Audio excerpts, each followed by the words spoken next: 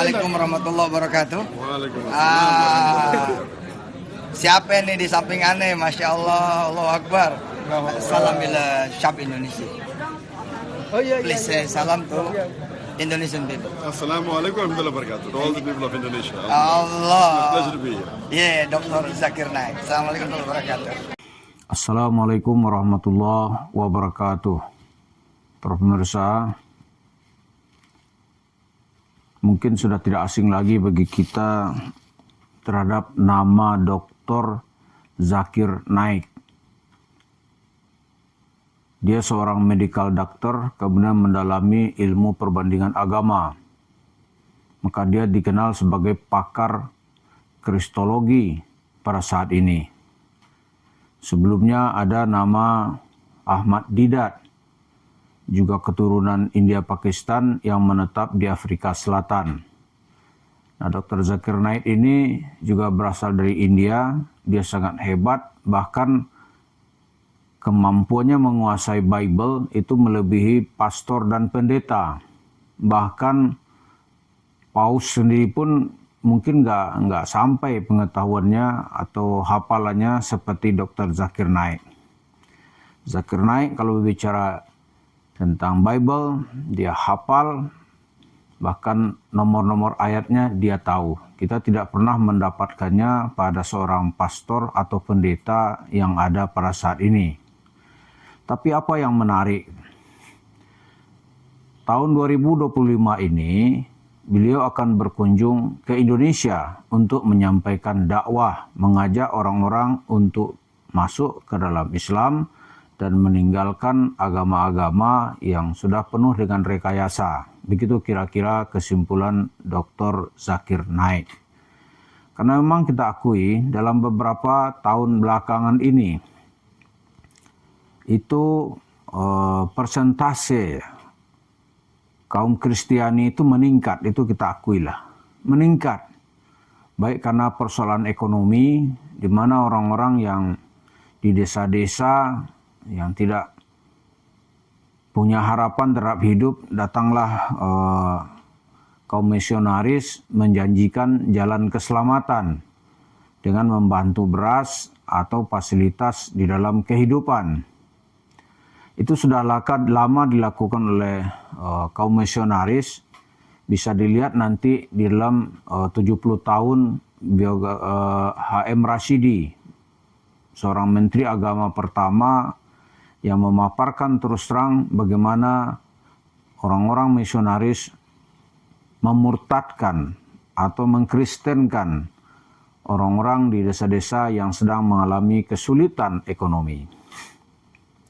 Tapi yang menarik buat kita kali ini adalah panitia yang mengundang Dr. Zakir Naik ini harus hati-hati. Hati-hatinya apa? Karena nanti acara itu bisa ditunggangi oleh Yusuf Mansur. Kok gitu? Ya seperti kunjungan Dr. Zakir Naik sebelumnya. Tahun 2017, Zakir Naik kan juga datang ke Indonesia. Lalu tahun 2022 kalau tidak salah, datang lagi ke Indonesia. Yusuf Mansur menggunakan momen ini supaya dia bisa tampil satu panggung dengan Zakir Naik. Tapi tujuan Yusuf Mansur apa? Tujuannya itu biar dia leluasa mendapatkan atau mengajak orang untuk bersedekah. Bersedekah untuk dirinya. Jadi dia tidak peduli itu orang Kristen banyak meraup anggota, katakanlah gitu. Orang murtad banyak, dia nggak peduli. Orang Islam meninggalkan agamanya masuk ke agama lain, Yusuf Mansur nggak peduli. Tujuannya masuk ke satu panggung dengan Dr. Zakir Naik tahun lalu itu adalah bagaimana mendapatkan panggung. Dengan demikian citra dirinya bisa diperbaiki.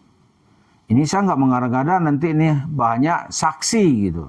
Dan lihat nanti videonya, ya video tadi itu bisa dilihat bagaimana Yusuf Mansur ingin tampil sebagai seorang tokoh Islam mendompleng, embedded by Dr. Zakir Naik. Itu kira-kira lah ya. Dia menempel Dr. Zakir Naik. Tapi tujuannya nanti punya panggung supaya bisa disapa oleh pemirsa, atau kalau dia minta uang nanti kepada umat, ngasih gitu. Paketnya seperti kita tahu ya, sedekah ya kan, pengen kaya, tabung tanah, rumah tahfiz. Nah itu sekarang dia kehilangan. Karena Yusuf Mansur sekarang ini kehilangan panggung. Gitu. Nggak ada orang mau manggil dia untuk manggung. Itu satu. Itu jelas memusingkan kepalanya. Yang kedua, tidak ada pemasukan dari cerita-cerita halu, cerita palsu, cerita bohong tentang sedekah. Nggak ada lagi dah. Ini seperti cerita kawan-kawan di daerah itu, sekali manggung dulu itu, misalnya 2 jam lah dia ngomong kan, itu bermiliar-miliar dia dapat duit, bisa bawa uang 3 goni kata kawan-kawan itu. 3 goni ya, kalau 1 miliar tuh, kalau 1 goni itu katakanlah 500 juta. Kalau 3 goni 1,5 miliar. Sebentar cuman, karena tuh di depan Hotman Paris, ya depan pengacara Hotman Paris dia gampang cuman, aneh nggak ngambil duitnya. Memang dia nggak ngambil duit. Aneh nggak makan duitnya. Tapi dia bawa pulang itu duit, ya kan? Itu yang sekarang ini sudah hilang dari kehidupan Yusuf Mansur. Di manggung nggak ada tempat. Kemudian dulu sumber pemasukannya berikutnya itu adalah Paytrend. Paytrend pun sekarang sedang dikejar-kejar. Sudah dibubarkan oleh OJK. Itu berapa aset yang tertinggal orang mencoba mengejar. Karena tuntutan-tuntutan di pengadilan, Yusuf Mansur itu kalau kalah membayar, nggak ada cerita. Membayar pokok dan membayar denda. Sekarang dia mencoba mencari, nah ini panitia kita beri masukan, hati-hati nih, jangan panggung yang begitu istimewa ini, panggung yang kita rancang bagaimana berdakwah secara digital, mengajak orang untuk masuk Islam, ditunggangi oleh ini yang nggak kenyang-kenyang sama duit, namanya Yusuf Mansur. Lalu duit kalau dapat sama dia nanti, yang akan dia perbanyak apa? Majlis taklim? Enggak. Ma'had? Enggak.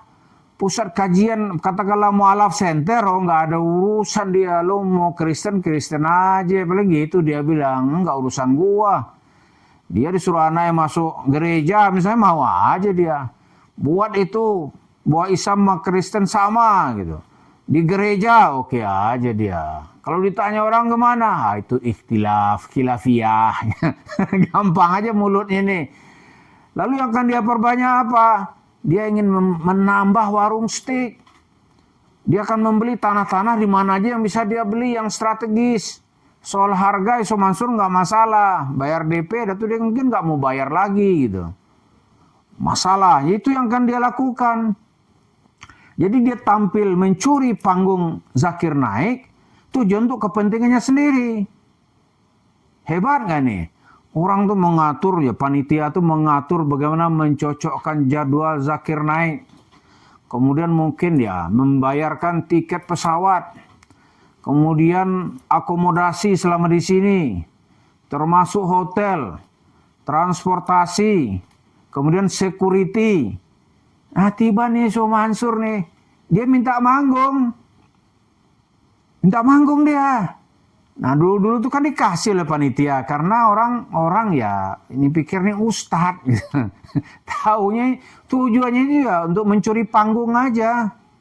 Maka kedatangannya yang akan datang nih ya mungkin sekitar bulan Juni ya tahun 2025 ini yang perlu diantisipasi.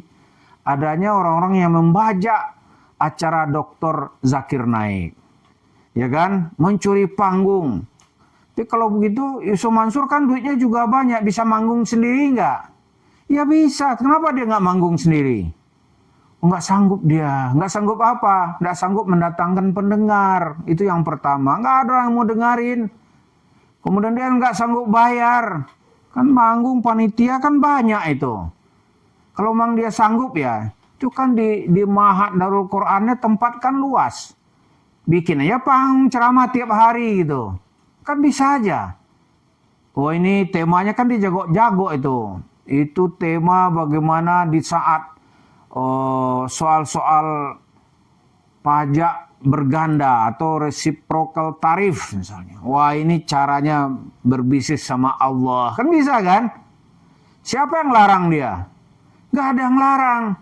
Atau dia di warung stick and shake-nya nih, dia tungguin orang. Ini sedekah yang banyak, biar kaya. Mampu nggak dia? Mampu. Tapi ada orang mau dengerin nggak? Nggak ada. Kalaupun dengar paling 1-2 gitu. Tapi yang panggung yang diadakan oleh panitia mendatangkan Dr. Zakir Naik itu puluhan ribu. Puluhan ribu yang hadir itu. Nah, Sumanso mau enak aja nih, tunggangnya aja gitu. Ditunggangi acara ini ya paling-paling dia basa-basi bla bla bla bla. Udah, maka dia akan mendapatkan keuntungan yang sangat besar. Kalau panitia tidak hati-hati, wah ini orang disebut sebagai seorang manusia licik yang mencuri kesempatan di tengah kesempitan. Tapi kalau disuruh sendiri dia nggak berani. Itulah yang perlu kita antisipasi mengenai kedatangan Dr. Zakir Naik ke Indonesia dalam waktu dekat ini. Mudah-mudahan semua kita hati-hati agar Yusuf Mansur ini tidak leluasa mencuri panggung umat Islam, lalu berteriak mengumpulkan duit untuk kepentingannya sendiri, lalu dari situ aset-aset pribadinya terus bertambah. Terima kasih. Assalamualaikum warahmatullahi wabarakatuh.